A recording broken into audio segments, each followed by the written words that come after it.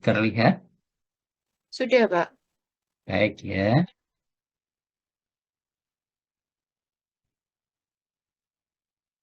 Ya, jadi eh, kenapa nyeri perlu kita bahas ya? Karena nyeri hampir sebagian besar ya menyertai atau merupakan gejala dari banyak ya penyakit ya, hampir kurang lebih 90%. Kalau kita lihat ya, mengapa nyeri itu menjadi penting? Antara lain adalah hampir semua penyakit itu pasti disertai dengan nyeri ya, baik itu nyeri kronik maupun nyeri akut ya. Diharapkan nyeri akut itu tidak berkembang menjadi nyeri kronik ya. Dan ya, dari macam nyeri yang hampir sebagian besar itu kurang lebih hanya 25% masuk kategori nyeri neuropati ya. Nyeri neuropati mungkin sudah pernah Anda dengar ya di beberapa penyakit seperti pada kasus diabetes mellitus ya. Itu eh, komplikasi pada pasien diabetes mellitus adalah terjadinya nyeri yang bersifat neuropati. Sebetulnya juga bisa saja terjadi mix pain atau nyeri campuran, baik itu nociceptic maupun neuropathic pain ya di sini. Ya. Jadi banyak ya beberapa penyakit ya, antara lain ada terutama pada proses pembedahan ya atau surgery itu pasti disertai nyeri ya, sehingga pada proses pembedahan ya, terapi selain antibiotik ya biasanya diberikan untuk tujuan profilaksis maupun untuk tujuan apa terapi. Yang satunya lagi adalah analgesik pasti di sana ya, analgesik untuk mengurangi rasa nyeri pasca operasi di situ biasanya ya. Jadi pembedahan infeksi mungkin yang terkait dengan virus ya, ini apa yang pernah mendapatkan penyakit ya, pernah mengalami penyakit herpes ya, herpes atau herpes zoster atau herpes simplex ya, atau cacar ya. Nah, itu ada rasa nyeri ya. Biasanya nyerinya bersifat ada rasa panas ya, seperti terbakar. Itu masuk kategori nyeri nyeri apa neuropati ya. Selain mungkin pada proses infeksi itu ada inflamasi ya, itu bisa juga terjadi nyeri apa nociceptik ya.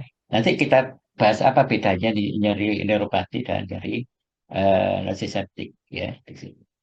Termasuk kanker. Nah, ini kanker pasti akan mengalami nyeri pasiennya ya, dari gejala yang muncul ya dari kanker adalah nyeri. Oleh karena itu pada pasien-pasien kanker ini biasanya pasien-pasien ini untuk meningkatkan kualitas kualitas hidup pasiennya adalah penanganan nyerinya. Sehingga ada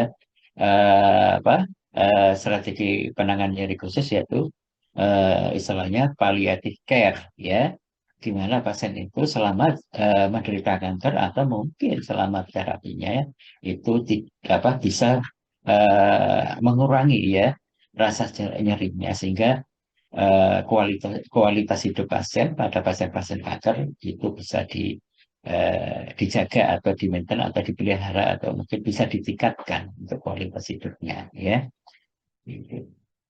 Nah, ya pada saat nyeri ya pasti akan berdampak besar pada aktivitas ya, aktivitas kita ya. Aktivitas sehari-hari ada penurunan atau keterbatasan di sini ya. Ya, seperti halnya pada pasien-pasien yang mengalami osteoartritis, ya itu bagaimana eh, mereka yang mengalami osteoartritis ini bisa terbatas ya semua aktivitasnya, ya tidak sama seperti aktivitas sebelumnya ya, ketika tidak mengalami penyakit yang bisa menyebabkan nyeri, ya. Nah, proses nyeri ya ini bisa berdampak pada aspek psikologi juga, ya psikologi juga, sehingga bisa ada timbul rasa cemas ya, rasa cemas, rasa takut ya, stres ya, atau mungkin insomnia, gangguan tidur ya, sehingga pada pasien-pasien nyeri ini ya, selain terapi sebagai analgesiknya ya, tapi ada juga beberapa terapi yang bisa digunakan untuk menurunkan kecemasan atau gangguan tidur atau insomnia. Sehingga pada kasus terapi pada nyeri itu kadang ditambahkan yang dinamakan adjuvan terapi. Ya, adjuvan terapi ini adalah terapi tambahan yang bisa menurunkan nyeri, tingkatan nyeri dengan berbagai macam mekanisme. Salah satunya adalah ini pada obat-obat antidepresan yang bisa menurunkan apa eh, aspek depresi akibat nyeri atau gangguan tidur pada proses terjadi nyeri, atau ya obat-obat yang bisa berfungsi sebagai muscle relaksan, ya seperti diazepam. Ya, diazepam itu untuk nyeri-nyeri yang diakibat karena kontraksi otot, ya, atau gangguan pada kerusakan jaringan pada otot itu akibat ketegangan atau regangan, ya, pada otot itu biasanya diberikan obat-obat masker relaksan, ya, selain obat-obat yang untuk mengatasi nyerinya, ya. Sehingga kalau kita lihat kepada analgesik leader WHO ada 3 tingkat itu. Ada pemberian adjuvan analgesik. Mungkin hampir sebagian besar pada masing-masing tingkat itu ada adjuvan analgesiknya. Bisa ditambahkan, bisa tidak perlu ditambahkan, tergantung kondisi pasiennya. Karena nyeri ini adalah pengalaman subjektif, pengalaman emosional pada masing-masing pasien. Sehingga masing-masing pasien itu dalam kaitan dengan persepsi nyeri, itu kadang bisa berbeda-beda. Oleh karena itu terapinya bersifat individual, tergantung dari kondisi pasiennya. Ya. Nah, berikutnya adalah pengaruh pada produktivitas, ya. Terjadi penurunan produktivitas kerja jelas ini, ya. Pasti, ya. Di selain ada penurunan aktivitas, ya, yang akan berakibat pada penurunan produktivitas dari pasien yang mengalami nyeri tadi, ya. Nah, ini gambarannya, ya.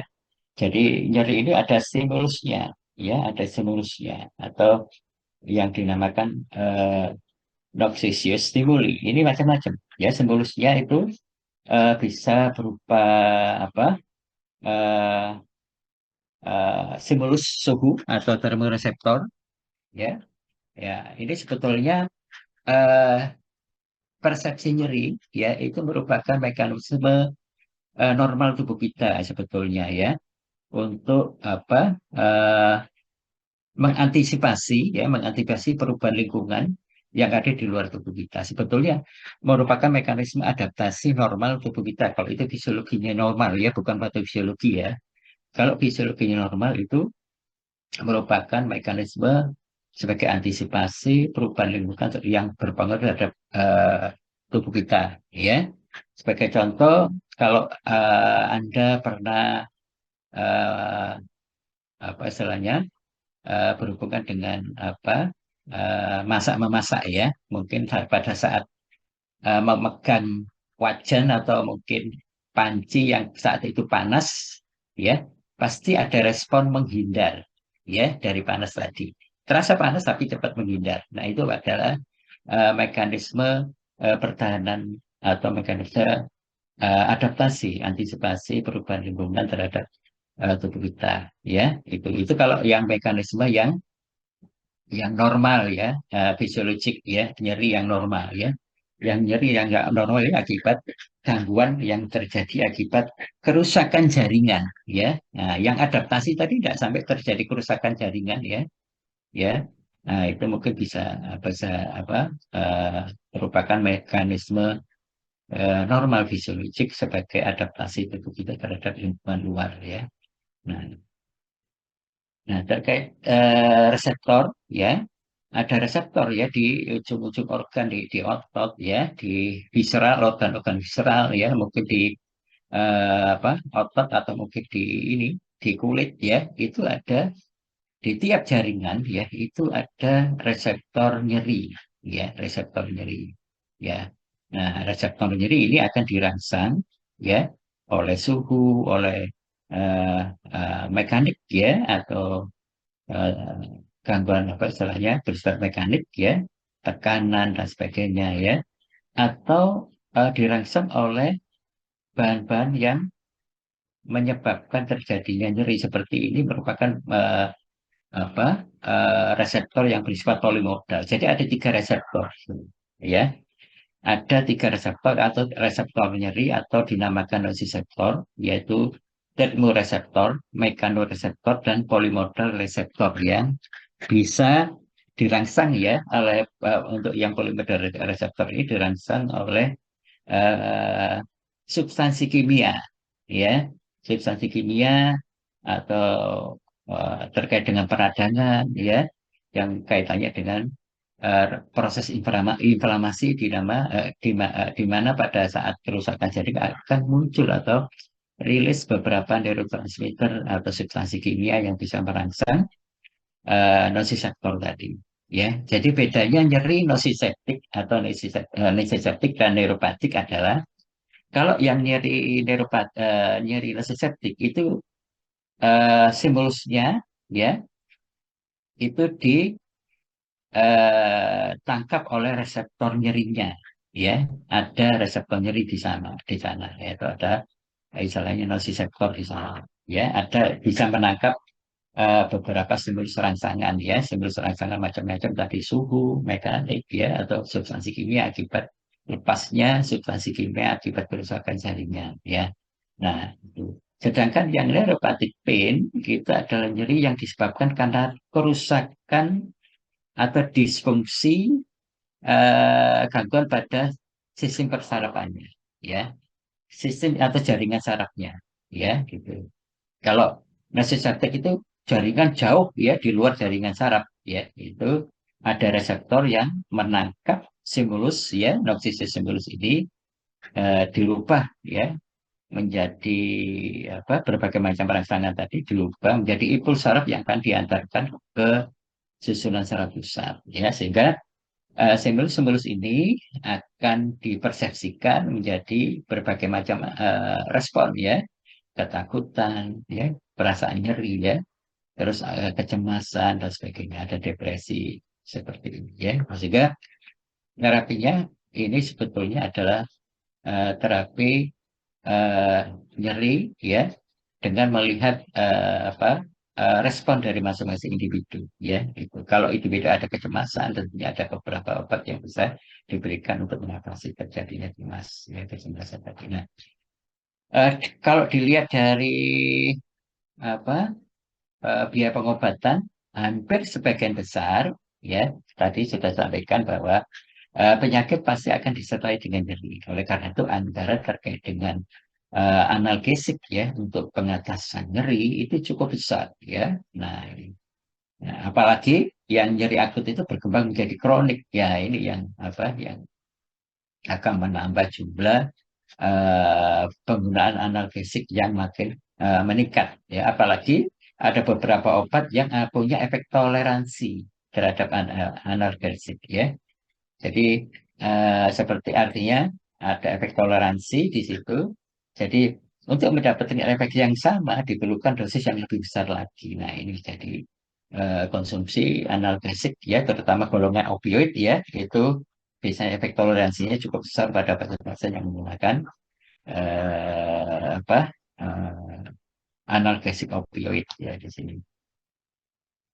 Nah, ini kalau kita lihat batasan definisi pain ya, perasaan sensori ya, atau pengalaman emosional ya tidak menyenangkan ya di sini.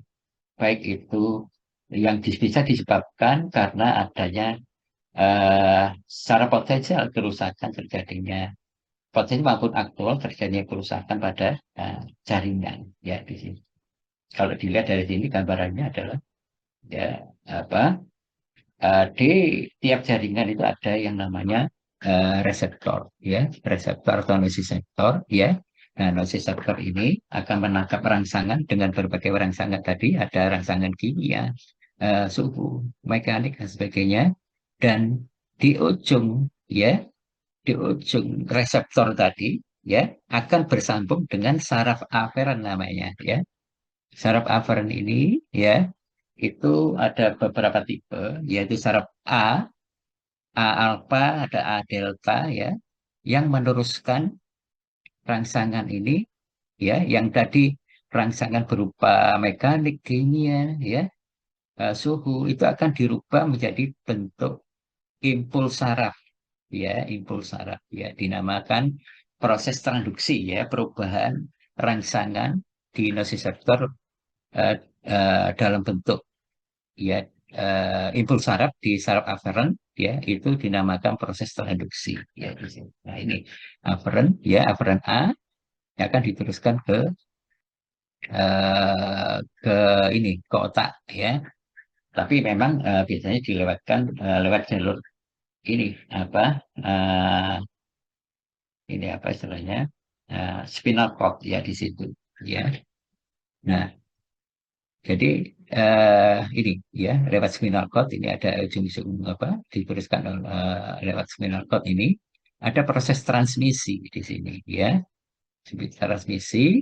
Nah, pada eh, ini yang ascending ya, yang descending ini akan ketemu di bagian dorsal horn ya di daerah ya dorsal ganglion di sini akan mengalami proses apa modulasi yang namanya di sini proses modulasi ini adalah proses descending ya itu adalah proses inhibisi ya. Ascending itu adalah proses eksitasi dan descending adalah proses inhibisi sehingga hasil akhirnya itu adalah eh, jumlah aljabarnya mana yang lebih kuat ya. Inhibisinya atau ini apa eksitasinya ya. Kalau inhibisinya lebih besar ya itu tentunya rasa nyeri akan menjadi lebih berkurang ya, lebih mengurangi rasa nyeri ya. Nah kalau eksitasinya itu lebih besar aktivitasnya, rasa nyeri itu akan lebih terasa ya rasa nyerinya. Nah, jadi mekanisme tubuh normal sebetulnya ada proses modulasi tadi ya, sehingga tubuh kita sebetulnya ada beberapa apa eh, tempat-tempat di bagian saraf itu yang bisa memproduksi yang namanya analgesik, analgesik di sana ya. Tapi proses analgesik ini tidak mengurangi kemampuan respons tubuh kita terhadap kemampuan untuk antisipasi atau adaptasi terhadap perubahan lingkungan di luar ya gitu.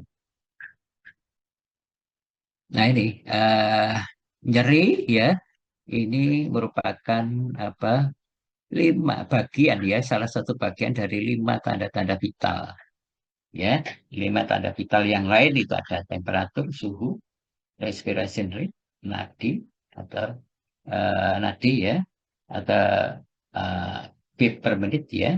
Terus ada blood pressure atau tekanan darah. Yang berikutnya adalah pain. Nah ini penting ya. Oleh karena itu ini pain perlu dilihat ya. Untuk melihat tingkat nyerinya tentunya ada tool atau apa perangkat yang bisa dipakai ya. Oleh karena itu pain merupakan salah satu 5 tanda vital pada manusia ya. Ada batasannya ya. Definisinya merupakan pengalaman sensorik emosional yang tidak menyenangkan, nah, apa istilahnya, dikaitkan dengan adanya kerusakan jaringan yang aktual maupun eh, potensial, ya, dan biasanya bersifat subjektif di sini, ya. Ini beberapa batasan, ya. Ini kaitannya dengan nyeri. Ini yang terbaru adalah dari International Association for the Study of Pain, ya. Ini pengalaman sensorik atau emosional yang tidak menyenangkan yang terkait dengan atau mirip dengan akibat kerusakan jaringan yang aktual maupun potensial. Ya, ya. Jadi menurut ISP itu klasifikasi nyeri itu dibagi menjadi 5, ada berdasarkan durasi dan tingkat bahayanya. Ya, durasinya ada nyeri akut, ya, ada nyeri nyeri kronik, ya. Tingkat bahayanya ada nyeri ringan, sedang dan berat, ya. Termasuk juga dibagi dengan lokasi anatominya, ya. Juga dibagi dengan sistem bodi yang terlibat, penyebabnya atau mungkin beberapa karakteristik terkait dengan nyerinya ada intermittent, ada konstan, sebagainya, ya. Nah ini ada acute pain, ada chronic pain, ya. Acute maupun chronic pain bisa merupakan nyeri neuropathic pain maupun inflammatory pain atau nociceptic pain di sini. Nah, ini klasifikasi lagi ya, sama tadi ya, berdasarkan patofisiologinya ya. ada nociceptic dan neuropathic pain. Yang nociceptic ini adalah nyeri akibat kerusakan jaringan di luar ya, di luar jaringan saraf. Mamanya ada di otot, di kulit ya, di jaringan di tempat yang lain, organ visceral ya, seperti di liver, ginjal dan sebagainya, yang di mana terjadi kerusakan jaringan jauh dari sistem saraf pusatnya ya, yang terjadi itu perlu adanya reseptor yang bisa uh, menangkap respon atau stimulus nyeri tadi ya.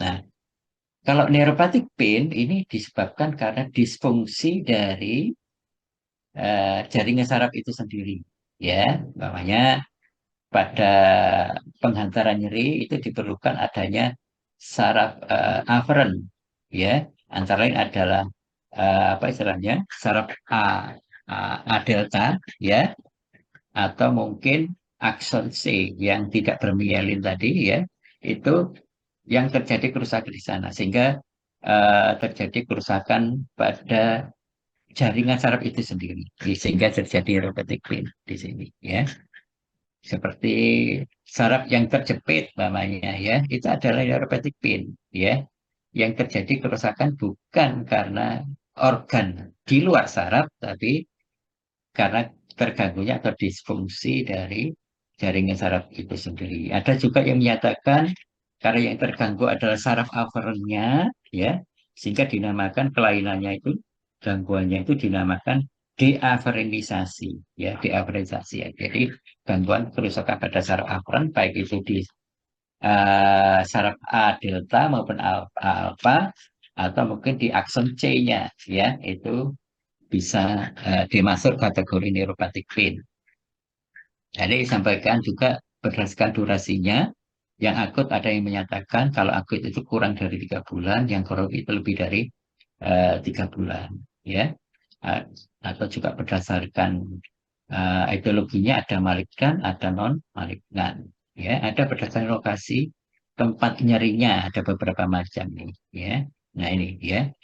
Kalau durasinya ada nyeri akut, nyeri kronis berdasarkan lokasinya, ya, nyeri kepala, nyeri bau, atau nyeri punggung bawah, atau low back pain, ya, low back pain, ya. Nanti ini mungkin sudah mendapatkan kasus mengenai low back pain, ya. Untuk tutorialnya nanti bisa dieksplor ya, apa itu low back pain, ya. Tingkat keparahan nyeri ada ringan, sedang, dan berat. Ini sesuai dengan skala pengukuran. Ada berbagai macam metode, bisa menggunakan visual analog scale atau numerik ya. Eh, apa ini NPRS ya, numerik ini rate scale ya di situ. Terus patofisiologinya tadi sudah kita sampaikan ada nociceptic, ada neuropathic pain ya, kaitannya dengan adanya perubahan sensitasi atau disfungsional pada uh, persarafan belajar terjadi ya. Ini gambaran ya, bisa pain ya. Nah, ini ya, dari rangsangan ini tadi berbagai macam rangsangan ya, kerusakan jaringan dan sebagainya ya. Nah, itu diteruskan rangsangan ini oleh dirubah oleh reseptor nyeri menjadi impuls saraf ya, yang diteruskan oleh eh, ini saraf aferen ya. Saraf aferen ini meliputi ada saraf C atau akson C yang tidak termielin, dan saraf A delta, ada A beta, juga ada A alfa ya. Kalau saraf aferen yang C fiber ini biasanya kecepatannya lebih lambat ya, sekitar hantarannya itu 0,2 sampai 2 meter per detik ya. Sedangkan yang A delta, A fiber ini lebih cepat ya. Kecepatannya penghantarannya bisa sampai 5 sampai 30 meter per detik ya, cepat sekali ya di sini ya, untuk nyari yang cepat, nyeri yang lambat ya di sini ya. Nah, ini akan diantarkan masuk ke daerah spinal cord ini di daerah dorsal horn ini, ya nanti akan diteruskan proses ascendingnya, ya. Nah, diantarkan melewati berbagai macam eh, apa istilahnya saluran, ada beberapa 3 track di sini ya, ada spino-reticular tract sampai terusnya ya, dan ada proses descending. Nah, ini proses ascending ini ada muncul beberapa neurotransmitter yang disebut excitatory ya. Di sini ada aspartat, ada glutamat, ada substansi P dan sebagainya yang merupakan neurotransmitter excitatory yang bisa merangsang terjadinya penyebab terjadinya persepsi nyeri ya. Pada proses descending ini, pada proses descending ini di daerah ini ya, periaqueductal gray matter, gray area, ini menghasilkan yang bersifat analgesik ya, substansi yang bersifat analgesik ya. Nah, termasuk di daerah retroventral medulla ya, ini juga menghasilkan substansi yang bersifat analgesik. Ada beberapa bahan, umpamanya seperti apa? Salah satunya adalah gabapentin ya di sini ya. GABA ya, GABA bukan gabapentin obatnya, GABA, neurotransmitter GABA ya, yang pada proses descending pathway ini merupakan neurotransmitter yang bersifat inhibitory ya. Nah, persepsi nyeri adalah tergantung dari eh, apa jumlah aktivitas yang paling banyak ya. Kalau aktivitas yang paling banyak adalah inhibitorinya, berarti rasa nyerinya berkurang. Kalau aktivitas lebih banyak yang excitatory-nya, berarti rasa nyeri masih belum berkurang, malah justru mungkin bakal meningkat karena aktivitas excitatory-nya yang lebih besar ya di situ.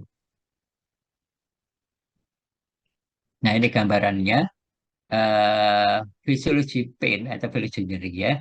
Jadi rangsangan ini di tiap jaringan ya, itu ada nociceptor atau reseptor apa yang menerima stimulus dari luar, reseptor nyeri salahnya, nociceptor di jaringan-jaringan perifer ya, akibat trauma dan sebagainya. Ada beberapa substansi kimia yang merangsang, termasuk suhu, menstimulus ya suhu, mekanik ya, atau mungkin rangsangan mekanik, atau mungkin rangsangan akibat kerusakan jaringan. Ada beberapa senyawa kimia seperti adanya prostaglandin, adanya histamin, ya ada bradikinin dan sebagainya yang ditangkap oleh nociceptor ini nanti akan dirubah menjadi impuls saraf. Ya, ini proses perubahan stimulus rangsangan baik itu naik mekanik, substansi kimia dan sebagainya menjadi impuls saraf yang akan diantarkan oleh saraf aferen, ini dinamakan proses transduksi ya. Proses penerusan rangsangan berupa impuls saraf ya sampai ke pusat ya otak, ini adalah proses transmisi. Nah, ketika terjadi proses ascending di sini, pada itu berbagai macam track ya, ada spinothalamic track, ada yang apa ada 3 macam ya di sini. Nah, ada proses descending di sini, ada kaitannya dengan proses pembentukan neurotransmitter yang bersifat inhibitory. Ya, di sini akan pada proses modulasi mana aktivitas yang paling banyak. Kalau aktivitas yang paling banyak adalah yang inhibitory, jadi akan berkurang. Kalau di sini aktivitasnya yang apa meningkat, itu adalah yang excitatoria, nyerinya akan terasa ya di sini ya. Nah, di daerah di dorsal horn ini ada proses modulasi di sini. Aktivitas pertumbuhan aktivitas excitatory dan inhibitory ya untuk mendapatkan hasil ya itu adalah timbul rasa nyeri atau rasa nyerinya berkurang ya. Nah, ini kalau kita lihat tadi pain itu ada yang bersifat nociceptic, ada non nociceptic. Yang nociceptic ada nyeri somatik, ada nyeri visceral ya. Terus ada yang non nociceptic, ada neuropatik, ada simpatetik ya, simpatetik ya. Jadi apa itu nociceptic? Tadi kita berikan gambar bahwa Nyeri yang terjadi yang diperantari oleh adanya reseptor nyeri di tempat jaringan yang mengalami kerusakan tadi, ya. Kalau non nociceptic artinya tidak ada reseptor nyeri di sini akibat karena kerusakan pada jaringan saraf itu sendiri. Jika ada dinamakan jaringan saraf yang bersifat neuropatik, ada yang bersifat simpatetik, ya. Yang nociceptic jadi kita bagi ada somatik, ada visceral, nyeri pada rongga, ya, rongga kavitis, ya, tubuh, ada organ-organ visceral seperti pada ginjal, pada paru, pada jantung, ya. Nah, somatik ini katanya nih, muskuloskeletal di sini, ya. Nah, ini apa itu nociceptic dan non nociceptic? Nah, nociceptic pain, ya, muncul dari rangsangan pada reseptor yang spesifik, artinya di jaringan tersebut ada reseptor penangkap nyeri, ya toh, sehingga dinamakan nociceptor, ya. Reseptor ini akan merespon terhadap tadi juga kita sampaikan suhu, ada panas, ada dingin, ya, ada stretching, ya, tekanan atau mungkin peregangan pada otot, ya, atau mungkin akibat rilisnya, ya, rilisnya substansi kimia yang dikeluarkan akibat kerusakan pada jaringan yang akan ditangkap oleh reseptor, ya. Ada reseptor nyeri di jaringan tersebut, ya. Ada yang bersifat mekanik, ada itu termoreseptor, ada yang polimodal tadi, ya, kaitan dengan substansi kimia atau bahan kimia yang dilepas oleh akibat kerusakan jaringan atau kerusakan sel-sel tubuh kita, ya. Sedangkan non-nociceptic pain ini muncul, ya, kaitannya dengan gangguan pada sistem saraf itu sendiri, baik itu saraf perifer maupun saraf sentralnya, ya. Tidak ada reseptor khusus seperti yang di sini, ya. Jadi kalau di nociceptic ada reseptor khusus penangkap rangsangan nyerinya, yang akan merubah rangsangan tadi menjadi impuls saraf atau impuls listrik yang akan diteruskan ke otak, ya, di situ. Nah, yang spesifik reseptor tidak ada, ya. Nyeri itu diakibatkan karena disfungsi sel saraf itu sendiri. Ya, tadi ada saraf apa perifer maupun saraf sentral, ya, di sini. Nah, ini ada somatic pain. Jadi ini termasuk kategori yang nociceptic pain, ya, di sini, ya. Termasuk di sini adalah uh, muskuloskeletal, ada kulit, ada otot, ada persendian, tulang, ligamen, ya, atau disingkat dikenal dengan muskuloskeletal pain, ya, pain. Reseptornya macam-macam, ya, termasuk kategori nociceptor untuk rangsangan thermal atau mungkin mekanik atau mungkin akibat inflamasi atau substansi kimia tadi termasuk reseptor polimodal, jadi sini. Kekurangan oksigen atau kondisi iskemia termasuk yang bisa menangkap adalah jenis reseptor yang bersifat multifungsi atau mungkin polimodal reseptor, ya. Karakteristik nyerinya bersifat tajam, terlokalisir, ya, terlokalisir, jelas, ya. Tempat nyerinya di posisi yang mana tahu, ya, seperti contohnya pada kasus joint, ya, mungkin osteoartritis jelas apa istilahnya nyerinya bisa terasa terlokalisir di satu tempat, maunya di daerah lutut, ya, seperti itu, ya. Sering bisa nyeri bisa muncul bisa akibatkan karena sentuhan atau perpindahan gerak joint atau perpindahan area apa istilahnya jaringan yang mengalami gangguan tadi yang terlibat, ya, itu.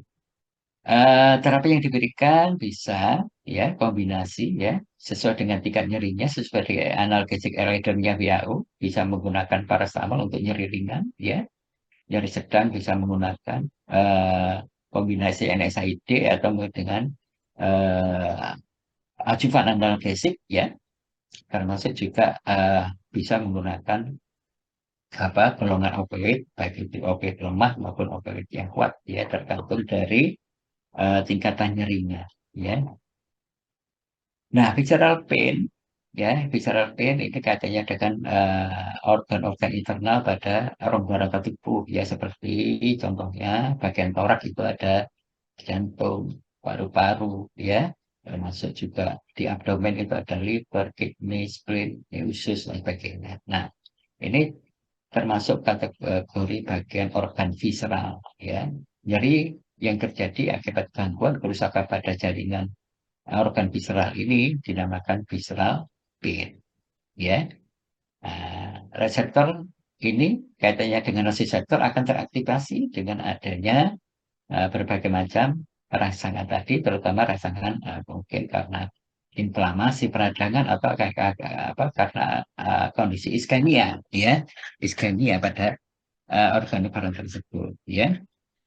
Sebagai contoh pada jantung, ya, pada kondisi iskemia pada kasus angina, ya, angina atau angina pectoris, ya, atau kondisi infak, ya, itu bisa terjadi rasa nyeri, ya. Nah, itu nyeri visceral pain, ya.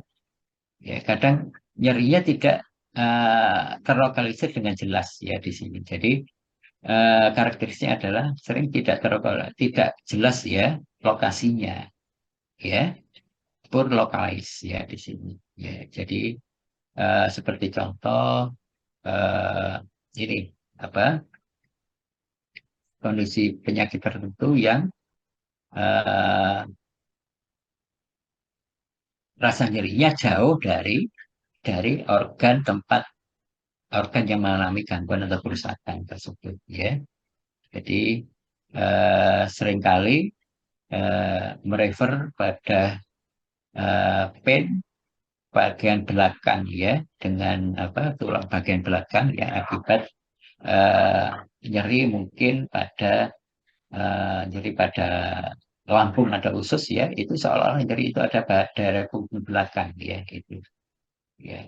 Jadi nyerinya sebetulnya kerusakannya, inflamasinya ada di lambung, tapi rasa nyerinya ada sampai di bagian belakang, bagian punggung belakang, ya, itu bisa saja terjadi, ya. Ini masuk bagian kategori visceral pain.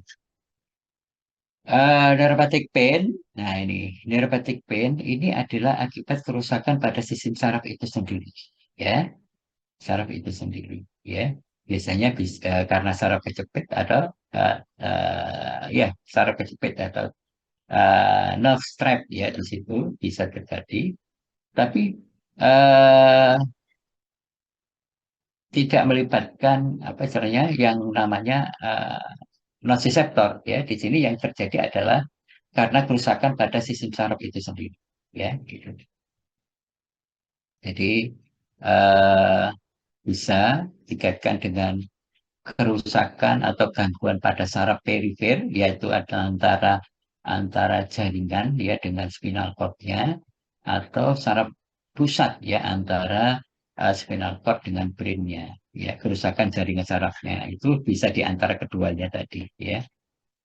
Nah, penyebabnya, ya, bisa karena berbagai macam proses seperti contohnya adanya nerve degeneration atau terjadinya kerusakan atau gangguan pada degenerasi jaringan otak, jaringan saraf, ya, jaringan saraf seperti ada multiple sclerosis, ya. Multiple sclerosis adalah reaksi semacam sistem imun yang bisa merusak jaringan saraf sehingga terjadi nerve degeneration, atau pada kasus stroke, ya, bisa menyebabkan kerusakan pada jaringan saraf, ya. Ya, brain hemorrhage sama dengan stroke tadi, atau mungkin kondisi iskemia pada otak yang bisa menyebabkan nerve degeneration, ya, gitu, ya. Atau karena tekanan pada saraf, ya, saraf terjepit ini, ya, ini bisa menyebabkan terjadinya neuropathic pain. Nah, ujung saraf yang mengalami inflamasi, ya, bone atau slip disc atau penekanan pada saraf, ya, di daerah tulang belakang. Ini bisa terjadi dua macam nyeri. Kalau di situ ada inflamasi yang melepaskan neurotransmitter, ya, itu bisa masuk eh, ke jaringan yang lain yang masuk mixed pain, ya, baik itu nociceptic maupun neuropathic bisa saja terjadi, ya. Ya, infeksi pada saraf ya, jaringan saraf ya. Contohnya infeksi akibat viral atau mungkin kuman ya, itu bisa uh, mengganggu atau merusak sistem jaringan saraf itu ya. Oke, karakteristiknya ini tadi ya. Jadi dikaitkan dengan adanya malfungsi atau disfungsi dari saraf itu sendiri. Ya, manifestasinya bermacam-macam, bisa terjadi hypersensitivity, ya, terjadi akibat rangsangan, sentuhan dan sebagainya yang awalnya mungkin sentuhan rangsangan yang tidak menyebabkan nyeri dalam kondisi normal itu pada pasien-pasien ini bisa terjadi hypersensitivity, ya, sehingga menyebabkan terjadinya nyeri ya, apalagi ada rangsangan yang lainnya di situ ya, ada rasa kelemahan juga ya, atau mungkin ada ini rasa apa tersengat listrik dan sebagainya, itu merupakan tanda-tanda pain yang bersifat neuropathic pain ya. Ada sympathetic pain ya. Ya, sympathetic pain ini kaitannya melibatkan sistem saraf simpatik. Ini adalah termasuk kategori neuropathic pain. Ya, jadi eh, sympathetic nervous itu kadang mengontrol aliran darah ke beberapa organ pada eh, jaringan-jaringan tertentu, ya, dan sebagainya. Dan ini penyebabnya bisa terjadi, ya, bisa terjadi umumnya setelah mungkin terjadinya akibat fraktur yang melibatkan ya kerusakan jaringan lunak ya, seperti pada fraktur pada lengan atau mungkin kaki ya, sehingga bisa menyebabkan kerusakan jaringan yang akan menyebabkan yang namanya kompleks regional pain syndrome atau CRPS, atau mungkin dulu dikenal refleks sympathetic dystrophy syndrome atau RSDS ya di sini. Ya, saraf simpatetiknya yang mengalami gangguan ya. Ya, jadi reseptor yang terakibat ada atau tidak ada ya di sini. Ya, non nociceptive apa? Pain ya, non nociceptive pain. Juga masuk non nociceptive pain ya di sini. Ya. Oke, jalur nyeri ya, ya, di setiap reseptor nyeri ada ujung saraf ya yang dinamakan saraf aferen ya. Saraf aferen ada dua, A delta, ada C akson ya. Nah, ini A delta biasanya pengantaran nyeri yang cepat yang pertama ya. Terus yang kedua adalah untuk akson C ya. Ini biasanya untuk pengantaran nyeri yang lambat ya. Dan cepat ini biasanya terasa tajam nyerinya, dan ini uh, tumpul, nyeri tajam ya di sini. Nah, simulasinya rancangannya bisa berbagai macam, bisa kaitannya mekanik atau temperatur, atau mungkin tadi kaitannya dengan chemical substance yang terkait dengan proses inflamasi atau iritasi ya di sini. Nah, empat proses jalur atau pathway dari fisiologi nyeri ini tadi sudah kita jelaskan ya. Ada transduksi, transmisi, modulasi, dan persepsi ya. Akibat modulasi ini adalah ada uh, pertemuan ya antara proses ascending ya, jalur ascending dan jalur descending ya. Nanti akan uh, hasil akhirnya itu tergantung dari mana aktivitas yang paling besar, inhibisinya atau uh, apa aktivasinya, eksitasinya ya, itu nanti akan muncul persepsinya, nyeri atau tidak nyeri ya di situ. Transduksi tadi proses perubahan rangsangan stimulus tadi ini ya, maka berbagai macam rangsangan itu dirubah menjadi impuls listrik, impuls saraf yang akan dia transmisikan tadi ya. Nah, ini gambarannya ya. Ini proses modulasi ada terjadi di spinal cord ya, di dorsal column ini ya. Nah, proses ascending ya di sini ini diantara oleh proses saraf A delta dan C fiber atau C axon ya. Nah, ini ada proses ascending ini ada neurotransmitter yang terlibat di sini adalah termasuk kategori neurotransmitter eksitatori ya. Di sini ada aspartat, ada glutamat, ada calcitonin gene related peptide, ada substansi P ya di sini. Oleh karena itu kadang beberapa obat yang bersifat ajuvan ajuvan terapi ya seperti golongan obat-obat antikonvulsan ya seperti ada gabapentin, ada juga mungkin phenytoin, ada carbamazepin ya. Kadang punya mekanisme kaitannya kan hambatan pada aktivitas eksitatorinya ya. Seperti contohnya carbamazepin atau mungkin phenytoin yang diberikan itu bisa menghambat rilisnya aspartat atau glutamat di sini ya, glutamat sehingga pada pasien-pasien yang mengalami nyeri yang mungkin ditambahkan ajuban terapinya adalah mungkin diberikan phenytoin atau carbamazepin ya.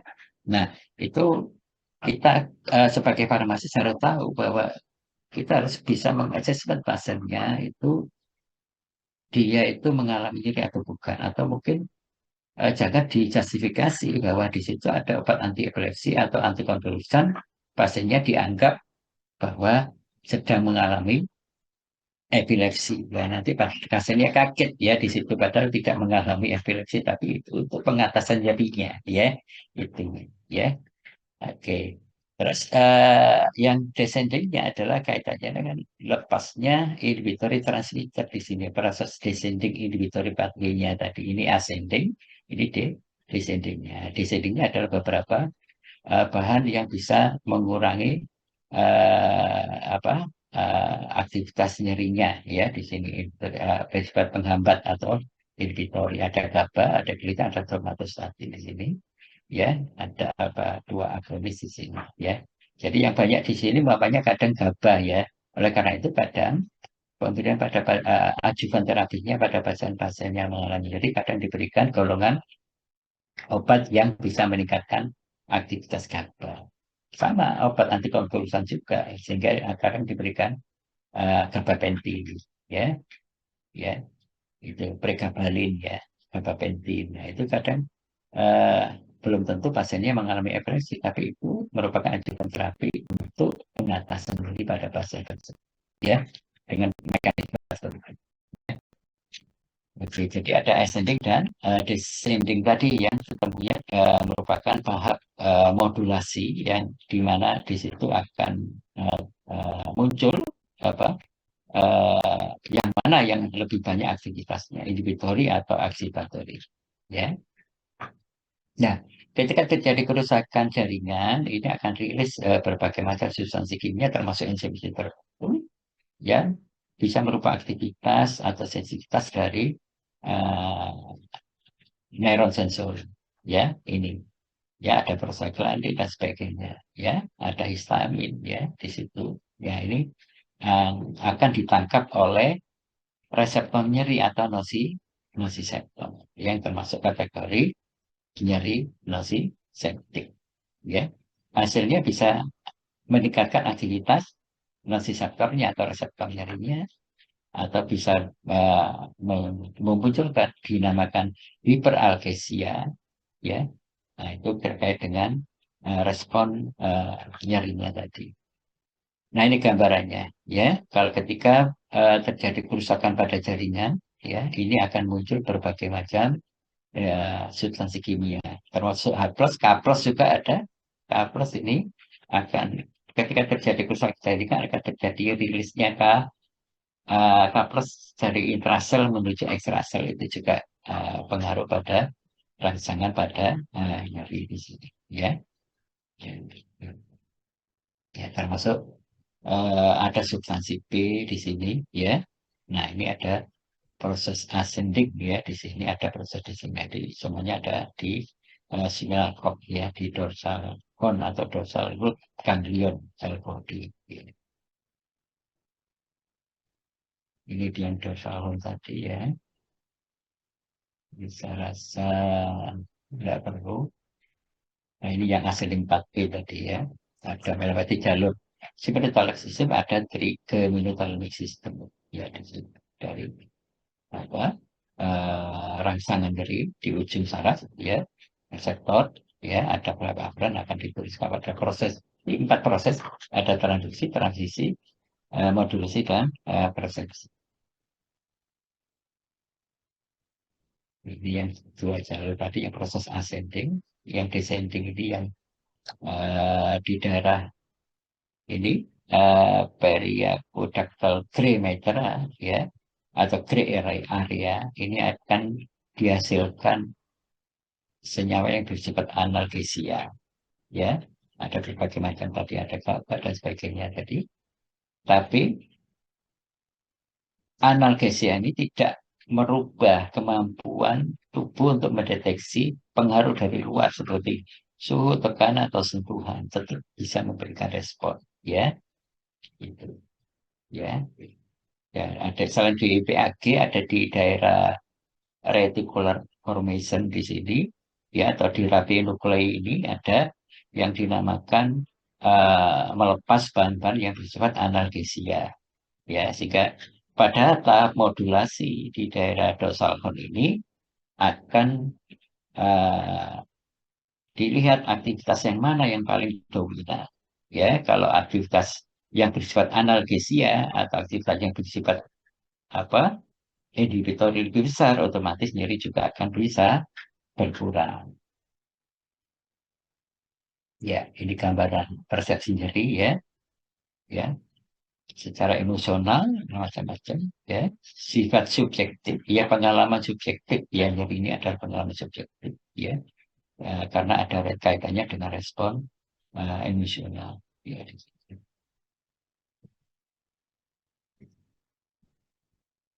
ya. Farmakogenetiknya tadi sudah kita singgung ya. Antara ini adalah yang anestesik ya, regional anestesik atau anestesik lokal ya, NSAID, opioid atau NMDA reseptor agonis tadi ya, kaitannya dengan pemberian obat-obat yang apa? Ini bukan agonis ya, antagonis ya. Ya, NMDA reseptor antagonis yang dimaksud itu salah satunya adalah golongan karbamazepin, phenytoin atau valproic acid ya, itu bisa diberikan ya.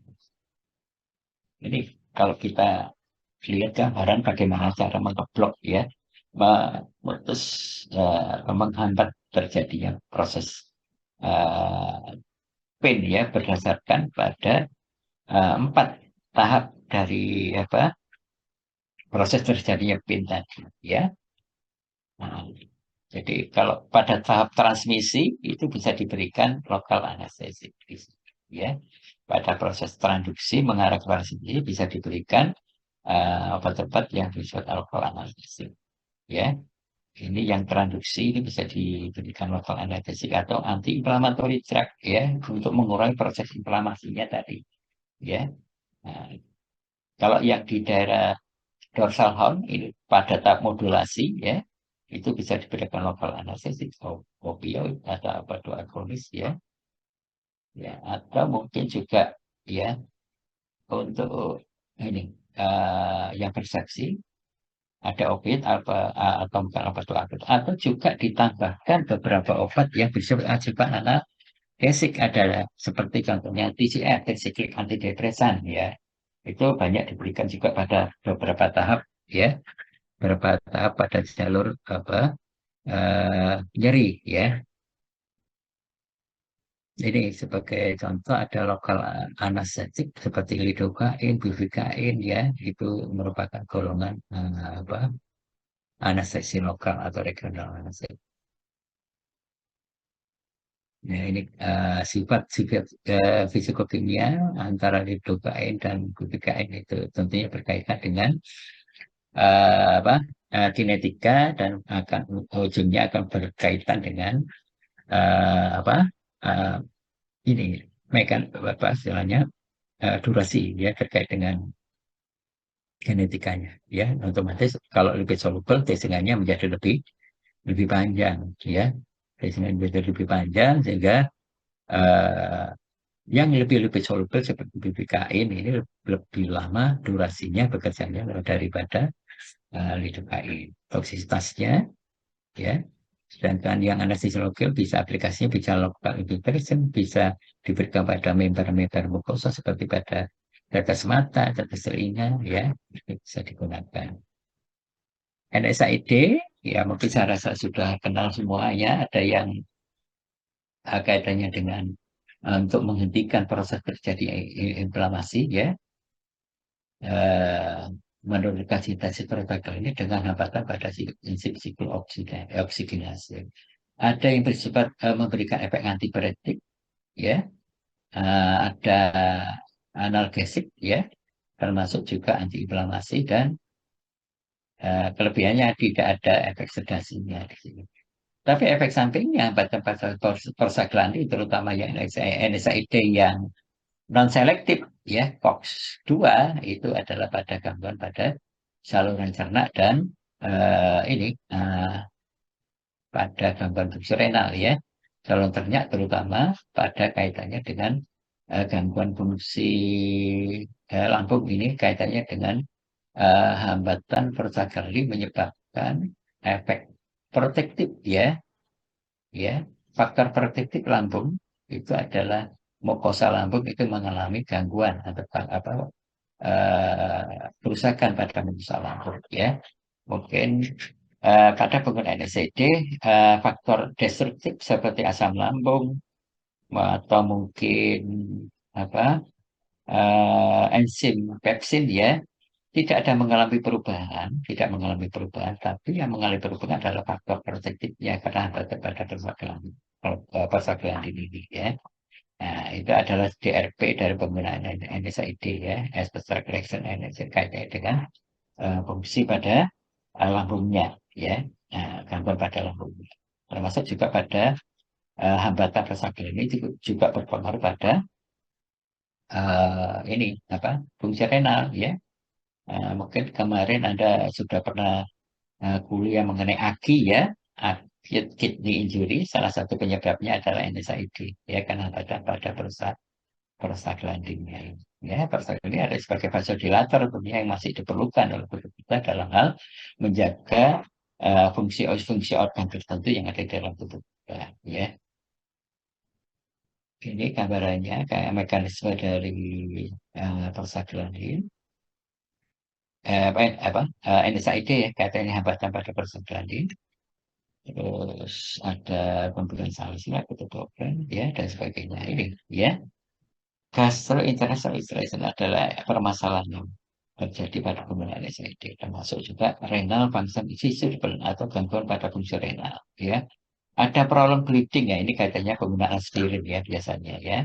Itu karena ada beberapa NSAID yang bisa memperpanjang atau menghambat platelet apa sebagai antiplatelet, ya, sehingga terjadi problem bleeding di sini. Kadang juga ada yang bersifat endotoksik, ya. Ini harus terjadi pada penggunaan pada wanita hamil, ya. Opioid, ya, ini ada kaitannya penurunan dari transverse release, ya, blocking postsynaptic reseptor, ya, mengaktifkan jalur inhibitori atau jalur descendingnya tadi, ya. Reseptor opioid ada 3. Yang paling aman itu ada reseptor delta, ya, reseptor delta. Karena apa? Karena pada reseptor delta itu hanya berfungsi sebagai analgesiknya saja. Sedangkan ada di reseptor mu itu selain analgesik ada berbagai macam yang bisa menyebabkan terjadinya efek samping seperti ada munculnya depresi, depresi susunan saraf pusat maupun depresi pada pernapasan, ya. Ada miosis, ya, menurunkan mobilitas gastrik, ya, gastrointestinal, ya, terjadi sedasi, ada terjadi euforia, ada itu adalah reseptor mu, ya, mu pada opioid, ya. Sedangkan kappa itu juga banyak, ya. Selain analgesik ada banyak sekali, ya, efek samping yang muncul ya selain yang disebabkan oleh reseptor mu tadi ya sama sebetulnya ada yang lainnya ya seperti ada depresi pernafasan, miosis ya termasuk disporia, efek psikotik ya itu pada reseptor tanpa. Oleh karena itu banyak harus hati-hati katanya dengan penggunaan opioid kalau nggak opioid ya. Oke, jadi bisa digunakan untuk mencegah reseptor sensitasi. Ya, di sini. Opioid yang macam-macamnya ada morfin, ada fentanyl, ya, ada subental dan sebagainya. Kadang juga yang termasuk golongan opioid, ya, itu kodein, ya, kodein itu yang mungkin kalau dalam kasus-kasus yang lain selain untuk nyeri juga bisa dipakai sebagai obat batuk, ya. Tapi ada kemungkinan juga sebagai analgesik di sini, ya, terutama pada pasien-pasien kanker itu bisa dikombinasi dengan paracetamol. Nah, mungkin kalau Anda nanti melihat ya terapi paliatif ya pada pasien-pasien kanker istilahnya ada yang dinamakan kopar ya kodein paracetamol ya kombinasi dua tadi kopar ya. Nah, kenapa kodein? Kodein ini biasanya merupakan prodrug dari morfin ya prodrug dari morfin sehingga di dalam tubuh akan dimetabolisme menjadi senyawa aktifnya adalah morfin yang sama ya bersifat opioid ya analgesik. Side efeknya sama karena efek apa misalnya bentuk aktifnya adalah morfin ini adalah depresi pernapasan ya bradikardi ya penurunan eh, gangguan pada lambung juga terjadi ya. Nah ini ya kurang side efek ini kurang pada delta agonis ya. Kalau untuk yang lebih banyak agonis deltanya, efek sampingnya ini lebih lebih sedikit ya. Kalau masih campuran ada mu, ada delta, ada kappa, ya efek sampingnya itu lebih banyak pada reseptor mu dan kapanya. Kalau delta ya lebih banyak agonis deltanya, efek sampingnya akan lebih lebih rendah ya daripada yang masih ada apa agonis pada reseptor mu maupun reseptor kappa. Ya, ini ada NMBT ya, reseptor antagonis. Yang tadi keliru ya, bukan agonis, ini antagonis ya. Ada ketamin, ada diletamin ya di sini. Ya, oke, apa istilahnya? eh, biasanya untuk neuropatik maupun cancer pain ya biasa dipakai. Alpha 2 agonis ya ada silaksin, ada methylamidin dan sebagainya ya. Ini bisa menghambat presiden kalsium inflak ya untuk mempengaruhi terkait dengan neurotransmitter rilis ya. Ini jadi biasanya kalau kalsium inflak turun, biasanya neurotransmitter yang disebut excitatory itu juga akan turun seperti adanya glutamat ya. Glutamat itu atau aspartat itu kan excitatory ya. Ketika kalsium inflaknya itu apa istilahnya dihambat, otomatis rilisnya dari transmitter excitatory juga akan berkurang. Ya, ini ada efek sedasi dan sebagai satu efeknya ini. Ya,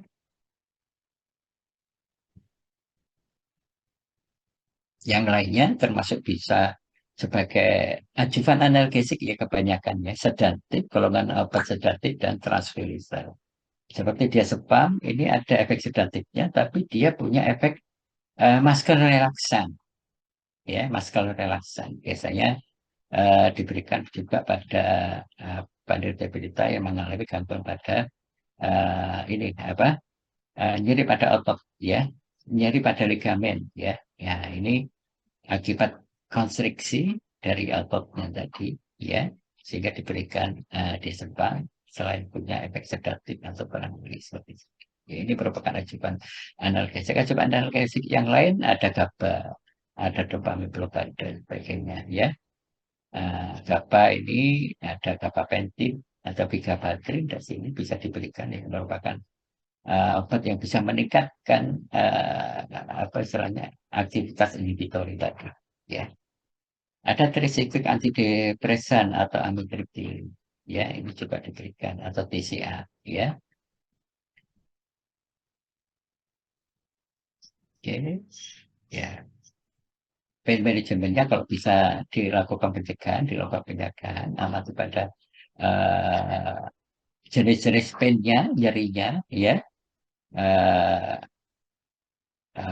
masuk kategori nyeri yang mana, ya, terus pilih obat yang sesuai dengan jenis nyerinya, ya, termasuk tingkatan nyerinya dan dosis obat yang diberikan dan lama pemberian. Ya. Nah, tujuan terapi dari nyeri jelas adalah menghilangkan nyeri dan menghambat perkembangan nyeri akut menjadi nyeri kronik. Ya. Sehingga dengan adanya pengatasan nyeri ini, ya, otomatis bisa meningkatkan kualitas hidup pada pasien. Ya, selain pemberian terapi dengan menggunakan obat juga eh, dikombinasi dengan pemberian eh, terapi non farmakologis, ya. Mungkin bisa pemberian tindakan fisioterapi, ya, bisa menggunakan berbagai macam cara, bisa dengan menggunakan kognitif behavioral terapi, menggunakan TENS, menggunakan akupunktur, pemijatan dan sebagainya, ya. Terapi farmakologis tadi sudah dijelaskan berbagai macam agent atau terapi yang diberikan. Ada NSAID, ya, opioid, ya, ajuvan. Terapi yang lain itu bisa diberikan. Ya, ini gambaran yang tadi, ya, sudah kaitannya dengan blocking pada berbagai jalur nyeri, ya, di sini. Ya, tadi ada lokal anestesik, ya, di daerah perifer, ya. Ini kaitan dengan tahap transduksi maupun transmisi. Ya, nah, kalau analistik adalah proses transmisinya ini di ini apa di lambat, ya. Nah, bisa dilihat. Nah, ini analgesik WHO yang bisa kita gunakan kaitannya dengan tingkatan nyerinya, nyeri ringan, sedang, dan berat. Ya, kalau nyeri ringan menggunakan apa? Non opioid. Ajukan analgesik perlu atau tidak tergantung dari kondisi masing-masing pasien. Ya. Makanya di sini ada plus minus ajukan. Ya. Di tiap tahap ada plus minus ajukan. Ya, ajukan terapi. Bisa ya, bisa tidak diberikan. Ya, tergantung dari respon atau kondisi penderitanya. Ya, atau pasiennya. Kalau nyeri sedang, ya, bisa menggunakan obat lemah atau ditambah dengan non opioid atau ditambahkan plus minus ajukan terapi. Ya.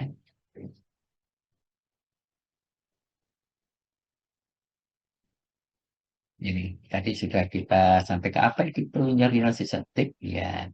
Ini kita ulang lagi, ya.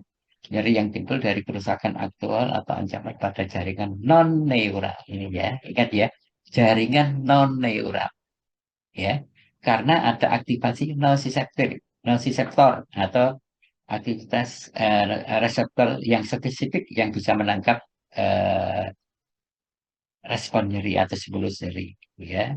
Jadi aktivasi nociceptor ini adalah nyeri yang terkait dengan inflamasi aktif termasuk kategori, ya. Biasanya nyeri akibat kerusakan pada jaringan bisa melepaskan tadi berbagai macam bahan-bahan eh, substansi kimia, ya, termasuk stimulus yang lain ada kaitannya dengan suhu, mekanik dan sebagainya itu bisa dikaitkan kalau itu merupakan kerusakan aktual atau ancaman potensial terjadi kerusakan pada jaringan non-neural itu masuk kategori nyeri nociceptif.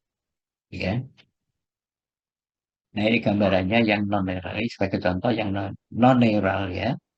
Ini jaringan organ tertentu seperti kulit, mamanya, ya, muskuloskeletal, mamanya, daerah skin, ya, akan terjadi kerusakan, akan dilepaskan berbagai mediator atau substansi kimia yang bisa merangsang nosiseptor yang ada di jaringan tersebut, ya, di mana nosiseptor itu akan merubah rangsangan tadi yang akan diteruskan, yang berubah menjadi impuls saraf atau impuls elektrik yang akan diteruskan oleh saraf aferen. Di sini ada saraf aferen. Saraf A delta atau A alpha atau A beta termasuk C akson di sini yang akan diteruskan ke saraf, ya, bisa saraf. Ya, nyeri inflamasi tadi ya, ini termasuk nyeri yang bersifat nociceptik, nociceptik ya di sini. Ya, ada berbagai macam substansi kimia yang bisa merangsang saraf-saraf aferen ya, bisa diteruskan ke otak. Ya, pain treatmentnya bisa menggunakan berbagai macam modulasi tadi ya, tergantung dari jenis nyerinya. Ini gambaran tadi NSAID tadi ya. Sama yang tadi. Ini gambaran dari beberapa golongan NSAID dengan apa efikasinya. Ya.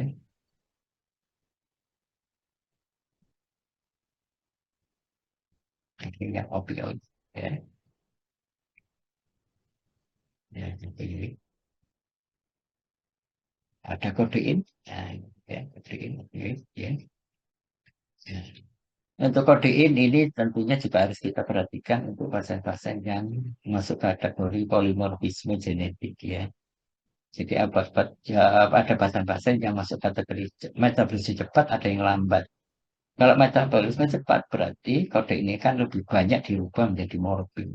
Nah, ini juga terjadi morfin-like agonis ya akhirnya ya, yang akan bisa menyebabkan efek samping seolah-olah sama ketika diberikan morfin. Ya, ada depresi saluran pernapasan, depresi susunan saraf ya, itu bisa saja terjadi seperti halnya golongan obat-obat opioid yang lain. Ya, ini yang non opioid analgesik ya, yang NSAID tadi ya, kaitannya dengan ini efek sampingnya, efek pada CNS ya, hepatiknya bagaimana ini bisa dilihat ya. Ini sebagai dasar pertimbangan dalam hal pemilihan obat ya, dikaitkan dengan ada kemungkinan efek samping yang muncul dikaitkan kondisi eh, apa pasiennya ya. Jadi neuropati tadi sudah ya. Kalau nyeri neuropati dikaitkan dengan ya nyeri yang timbul sebagai akibat langsung dari lesi atau kerusakan atau penyakit yang memengaruhi sistem somatosensori. Ya, jadi kaitannya dengan nyeri saraf apa Pak, kerusakan pada ini, kerusakan pada sistem saraf itu sendiri. Ya, jadi melibatkan apa jaringan saraf itu sendiri. Ya, kerusakan pada jaringan saraf itu sendiri berbagai macam apa penyebab ya, bisa autoimun tadi ya, atau disease ya, atau mungkin kaitannya efek apa istilahnya komplikasi dari diabetes mellitus, atau mungkin karena infeksi virus dan sebagainya, atau mungkin akibat amputasi ya. Amputasi tadi ada nyeri yang sifat apa simpatetik ya, ya gitu. Jadi melibatkan jaringan saraf yang mengalami kerusakan ya. Jadi bedanya dengan yang apa nociceptic pain ya di sini. Ya tadi sudah kita bagi ya perifer dan sentral ya tadi ya. Jadi neuropathic pain ada yang perifer dan sentral. Kalau sentral antara spinal cord dengan otak ya. Kalau yang perifer antara jaringannya, jadi ujung saraf A delta maupun A beta atau C fibernya dengan spinal cord-nya. Itu ada yang apa? Jalur yang untuk yang neuropathic pain yang untuk saraf perifernya. Ya. Nah, ini perkembangan kondisi patofisiologi dari terjadi neuropathic pain bisa disebabkan berbagai macam penyebab. Ya, ada metabolic, iskemik, traumatik dan sebagainya. Imun related seperti tadi, ya kaitannya dengan rematisme ya, atau mungkin kaitannya dengan multiple sclerosis tadi ya, ya reaksi imun yang bisa merusak jaringan saraf ya. itu bisa menyebabkan terjadinya neuropatik pain. Ini beberapa obat ya yang di luar fungsi utamanya ya, seperti contohnya antikonvulsan atau antiseizure. Ada karbamazepin, gabapentin, lamotrigin, pregabalin, ada baclofen ya. Baclofen ini GABAergic ya. Nah, ini meningkatkan aktivitas inhibitorinya ya. Meningkatkan aktivitas neurotransmitter GABA ya. Mengeblok voltage gate cation channel-nya ya. Ini ada phenytoin juga sebetulnya, atau voltage gate cation channel, baik itu sodium channel maupun kalsium channel ya. Ya, ketika sodium channel maupun kalsium channelnya diblok, otomatis akan terjadi penurunan neurotransmitter yang bersifat eksitatori. Di sini dalam ini adalah glutamat dan aspartat. Ya, ini adalah mekanisme dari carbamazepin, ya, termasuk juga phenytoin, ya, ini mengeblok voltage gate cation channel, ya. Antidepresan atau ya, antidepresan itu bisa diberikan amitriptilin, imipramine atau penvaleksamin dengan berbagai macam mekanisme ya. Nah, ternyata amitriptilin punya efek meningkatkan rilis serotonin. Ya, serotonin itu merupakan efek yang bisa meningkatkan aktivitas daripada inhibitorinya juga ya di sini. Oleh karena itu, pada kasus yang lebih pain itu juga pada pasien ini diberikan amitriptilin sebagai adjuvan analgesiknya ya. Ya, di samping dia punya mekanisme kaitannya dengan peningkatan aktivitas inhibitorinya atau peningkatan aktivitas proses descendingnya pada fase modulasi ya. Eh, dia juga punya efek sedikit sedatif yang eh, berguna untuk mengatasi terjadinya gangguan ini istilahnya tidur ya pada pasien, sehingga pasien ini bisa uh, tidak mengalami insomnia di sini ya. Ada sedikit sedatif ringannya ya. Ada anestesik lokal, ada lidocaine, ada tadi ya, bupivacain ya, itu bisa dipakai ya untuk memblok pada proses transmisinya, lokal anestesik ya di sini. Terus ada anti aritmia ya, anti aritmia, ada clomidin, ada mexiletin ya. Jadi eh, ada obat-obat anti aritmia ternyata diberikan ya di sini, sehingga kalau kita sebagai farmasis jangan sampai eh, apa eh, lupa bahwa ada beberapa obat tertentu yang tidak yang diberikan tidak seperti indikasi utamanya ya, seperti antiaritmia pada kasus ini ternyata bukan sebagai antiaritmia tapi sebagai analgesik di sini ya, karena dia bisa mekanisme menghambat sistem eksitatori tadi ya, menghambat rilisnya neurotransmitter glutamat atau aspartat ya, atau meningkatkan aktivitas inhibitori di sini ya, menurunkan aktivitas eksitatorinya, karena yang dihambat adalah uh, neurotransmitter eksitatori ya. Ada ini NMDA antagonis ya, seperti ketamin ya, ini juga kaitannya dengan kalau NMDA dihambat ini, otomatis rilis aktivitas neurotransmitter eksitatori juga akan menurun ya, sehingga harapannya pasien juga akan mengalami penurunan rasa nyerinya, karena pada proses ascendingnya itu yang dihambat ya, ya kaitannya dengan menghambat sistem eksitatori ya, itu NMDA blocking ini sama, dia juga menghambat sistem eksitatori ya. Ini gambarannya terkait dengan nyeri tadi ya. Ada proses ascending dan descending, ada proses descending top ya, descending ya. Ascending itu dari bawah ya ke atas, sedangkan descending dari atas ke bawah, yang ketemu di dorsal horn tadi, proses modulasi tadi ya. dan isi akan timbul nyeri atau tidak, tergantung aktivitasnya mana yang lebih banyak, inhibitory atau excitatory-nya. Ya. Nah, mekanisme obat itu bisa bekerja pada hambatan pada aktivitas excitatory-nya atau peningkatan aktivitas pada aktivitas inhibitorinya. Ada proses descendingnya, ditingkatkan aktivitasnya untuk inhibitorinya, atau ascendingnya yang diturunkan aktivitas excitatory. Ya, itu nanti tergantung dari karakteristik obatnya. Ya, nah ini goal treatmentnya adalah mengurangi rasa nyeri.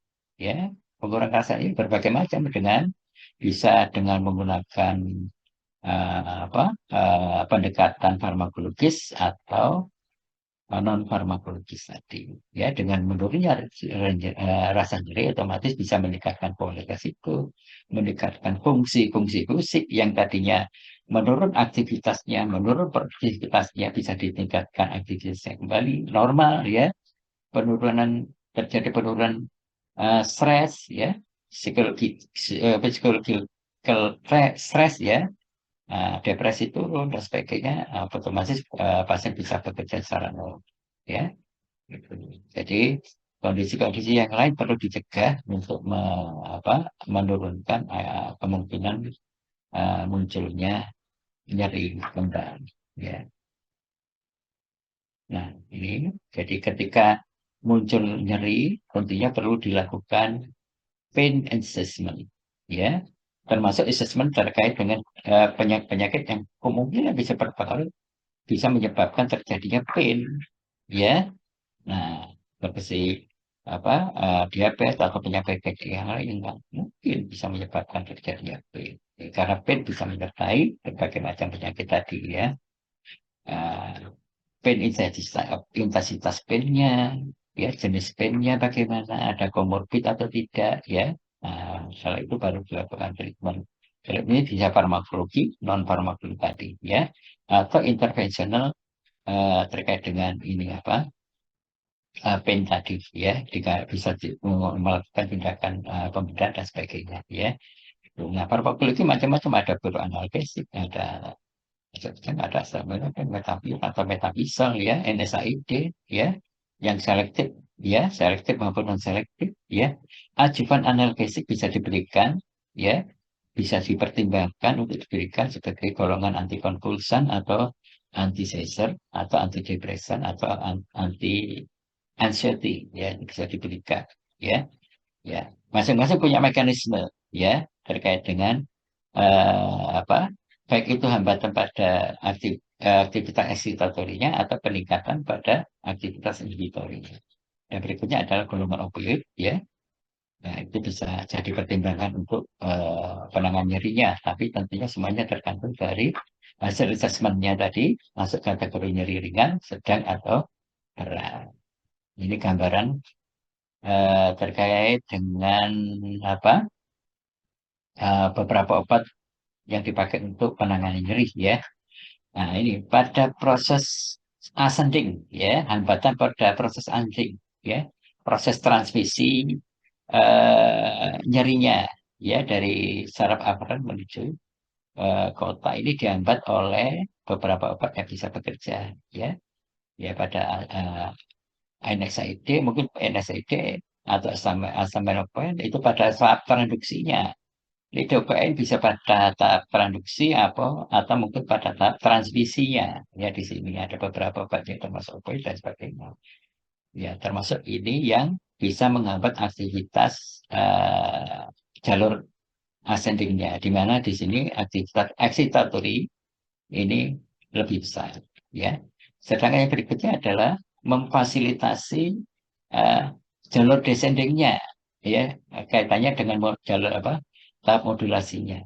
Ya, ini bisa diberikan beberapa obat seperti antikonvulsan, ada gabapentinoid, ya, sodium channel atau calcium channel agent, ya, inhibitor, ya, blocking, ya. Atau mungkin antidepresan dan sebagainya, ya.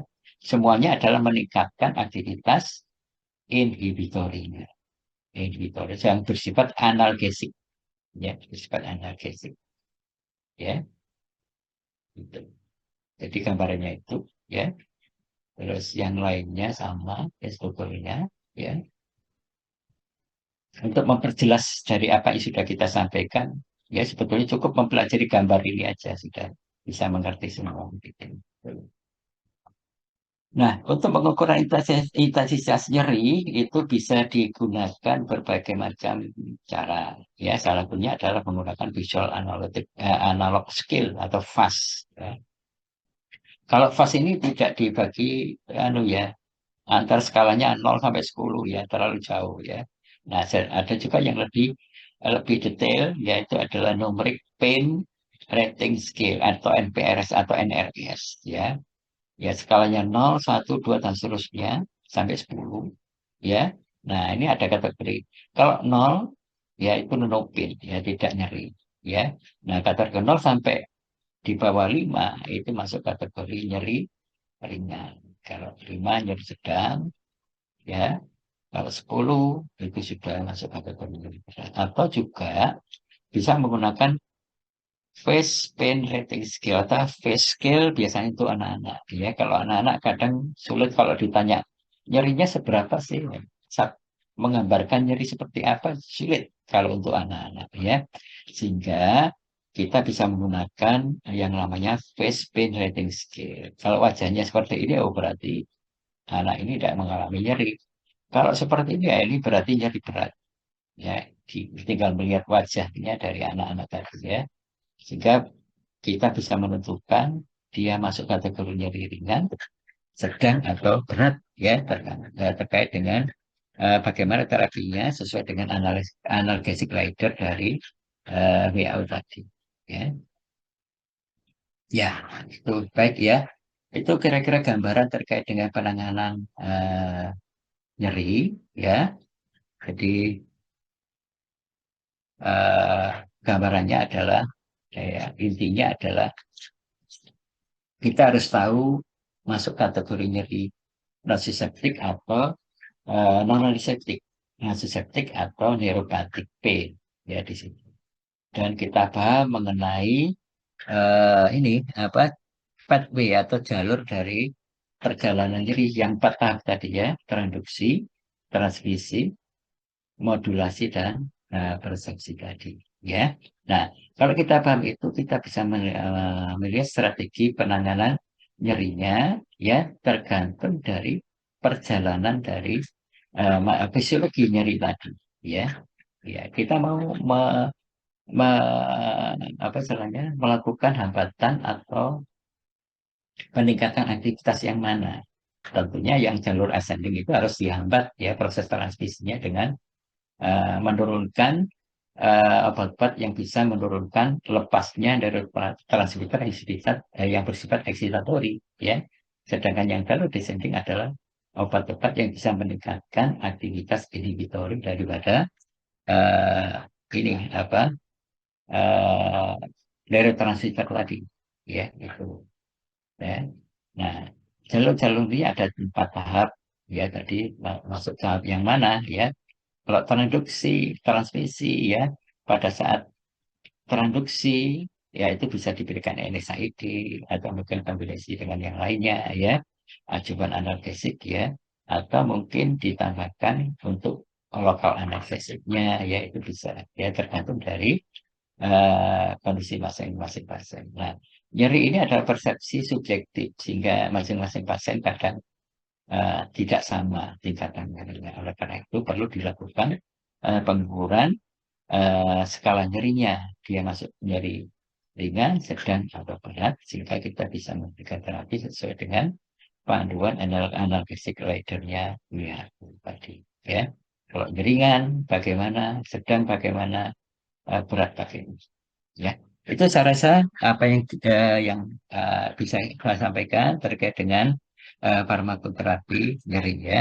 Mudah-mudahan bisa memberikan pemahaman dan bisa apa me- apa istilahnya menyelesaikan apa yang sudah kita sampaikan itu adalah yang kemarin kita sudah share terkait dengan